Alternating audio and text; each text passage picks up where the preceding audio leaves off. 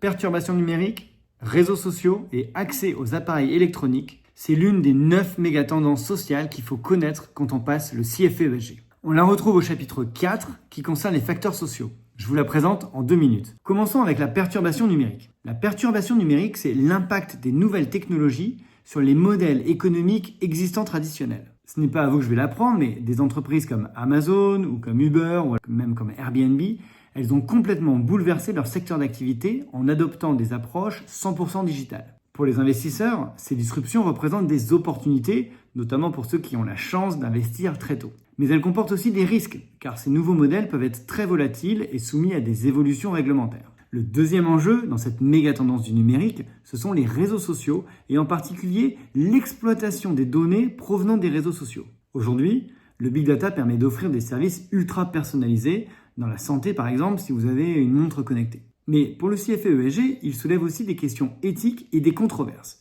notamment sur la confidentialité des données. Vous avez probablement entendu parler du scandale de Cambridge Analytica. Ça a permis de révéler au grand public l'utilisation abusive de données personnelles à des fins politiques ou commerciales. Résultat, de plus en plus de régulations sont mises en place, ce qui peut affecter la rentabilité des géants du numérique. Enfin, l'accès aux appareils électroniques. L'accès aux appareils électroniques, c'est complètement généralisé. Presque tout le monde aujourd'hui possède un smartphone, même dans les pays émergents. Et avec l'essor de l'Internet des objets connectés prennent maintenant des décisions de manière complètement autonome. Cela ouvre des perspectives énormes, mais aussi des défis en matière de cybersécurité et de contrôle des données. Le CFE-ESG met en avant que pour les investisseurs, c'est important, voire très important de comprendre ces transformations. Certains secteurs vont prospérer dans cette nouvelle ère du numérique, tandis que d'autres vont devoir s'adapter sous peine de disparaître. L'analyse ESG doit donc intégrer ces bouleversements pour mieux anticiper les tendances de demain. Donc là, je viens de vous présenter les concepts clés à connaître à propos de cette méga tendance des perturbations numériques, des réseaux sociaux et de l'accès aux appareils électroniques. Demain, je vous présenterai la 5e méga tendance sociale à connaître quand on passe le CFE-ESG, c'est les évolutions du monde du travail, les loisirs et l'éducation.